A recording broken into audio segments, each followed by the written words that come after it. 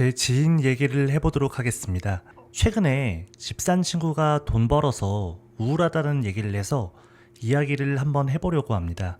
두 사람 모두 마포에 사는 신혼부부인데 23년 초 비슷한 시기에 결혼했고요. 제 지인은 신축 아파트 24평 전세로 들어갔고요.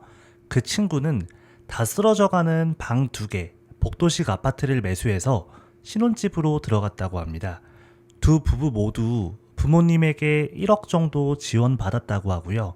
총 3억에 대출 4억 정도를 받아 각자 전세와 내 집 마련을 한 거죠. 이런 분들이 생각보다 많아요. 각자 1억씩 모으고 부모님께 5천만 원씩 도움받아 3억 정도로 시작하는 분들. 물론 마포에서, 그것도 아파트에서 신혼을 시작한다는 것 자체가 꽤 괜찮은 조건에서 출발하는 거긴 합니다. 요즘 신혼부부들은 어릴 때부터 아파트 생활에 익숙하다 보니 아무래도 빌라는 잘 안 들어가려 하죠. 문제는 지금부터입니다. 두 부부 모두 23년 초에 결혼했는데 그 친구는 매수했고 제 지인은 신축 아파트 전세로 들어가 집값이 오르든 말든 그냥 거기서 쭉 살다가 올해 초 전세를 갱신했습니다. 전세를 갱신하면서 궁금해서 아파트 가격을 보는데 너무 많이 올라서 깜짝 놀란 거예요. 사실 23년 초라면 지역별로 차이는 좀 있겠지만 미국발 금리 인상 여파로 전국적으로 집값이 바닥 구간이었거든요. 특히 서울은 완전 바닥이었고요. 둘 다 3억으로 시작했는데 불과 2년 만에 자산 차이가 2억 벌어졌습니다. 지금은 2억 차이지만 이대로 가면 격차가 훨씬 커질 확률이 높습니다. 왜 이런 차이가 났을까요? 주변 시선 때문일 수도 있고요. 애초에 집 살 생각 자체를 못했을 수도 있습니다. 단순히 전세냐 매매냐의 차이로 보기에는 실제 매수까지 가는 과정에는 생각보다 많은 단계들이 있습니다. 예를 들어 원룸이나 방 2개짜리 구축에서 신혼을 시작한다고 하면 주변에서 도대체 왜 그래? 신혼인데 낡은 집에서 어떻게 살아? 이런 얘기를 많이 듣습니다. 친구들이나 지인들의 따가운 시선도 견뎌야 하죠. 그뿐만이 아닙니다. 부동산을 잘 아시는 부모님이 아니라면 우리 딸, 우리 아들 어떻게 키웠는데 이런 데서 살아? 이런 반응이 먼저 나옵니다. 실제로 집을 사기까지는 정말 많은 난관들이 있어요. 집을 한 번이라도 사본 분들은 다 공감하실 텐데요.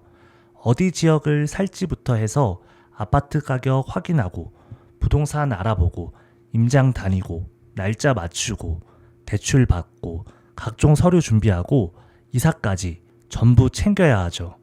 처음 집을 사보면 정말 혼이 나갑니다. 이런 과정들을 전부 거쳐야 하기 때문에 단순히 전세 말고 매매해야지 하는 마음만으로 실제로 매수까지 이어지기는 정말 어렵습니다.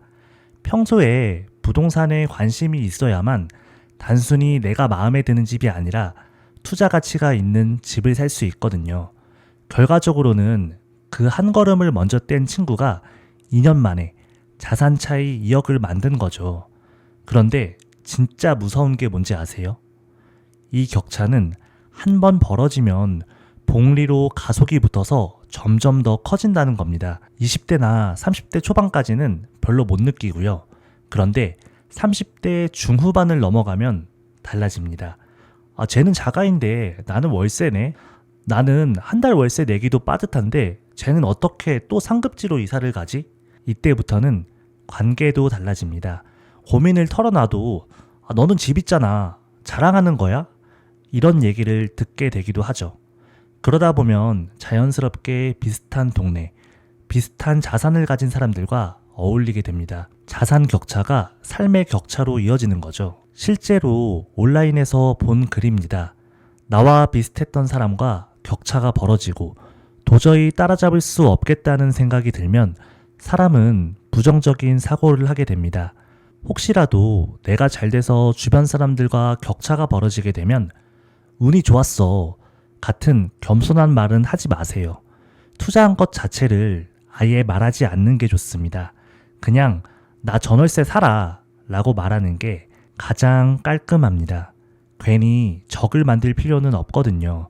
이 주제는 나중에 따로 한번 다뤄보겠습니다. 지금 이 영상을 보고 계신 여러분은 어디쯤에 계신가요? 아직 집을 살 자신이 없어서 전세나 월세에 머무르고 계신가요? 아니면 나는 집 살 돈이 없어서 어차피 못 사, 이렇게 생각하고 계신가요? 실제로 제가 상담했던 분 중에는 내 돈 5천만 원으로 집을 산 경우도 있었습니다. 방법은 분명히 있습니다. 스스로 한계를 정하지 않으셨으면 좋겠습니다. 나는 전세 기간이 아직 1년 넘게 남았는데, 나는 지방에 사는데, 이런 핑계들로 손 놓고 있지 않으셨으면 합니다. 가치가 올라가는 자산을 사야 합니다. 개인이 가진 가장 큰 무기는 시간이거든요. 혹시라도 이미 격차가 벌어졌다면 그건 인정하고 지금부터 움직이시면 됩니다. 지금 내 상황에서 할 수 있는 최선의 선택을 하시기 바랍니다. 그렇다면 나는 지금 어떻게 할까요? 결론은 하나입니다. 내가 살 수 있는 가장 좋은 집을 사시기 바랍니다. 많은 분들이 이렇게 말씀하시더라고요. 지금은 전월세 살고 돈 더 모아서 좋은 집 사야지. 하지만 문제는 월급으로는 집값을 따라잡을 수가 없다는 겁니다. 전세로 4년 살면서 매달 200만 원씩 모아도 겨우 1억입니다. 집값은 그 사이에 2억, 3억씩 오릅니다. 전세는 비용이고 집은 자산입니다. 우리는 비용을 줄이고 자산을 취득해야 합니다. 지금은 서울 수도권뿐만 아니라 지방도 대부분 매수 구간이라고 보고요. 부산, 대구, 대전, 울산 같은 곳은 실거주 목적이라면 매수해도 괜찮습니다. 중소도시도 마찬가지고요.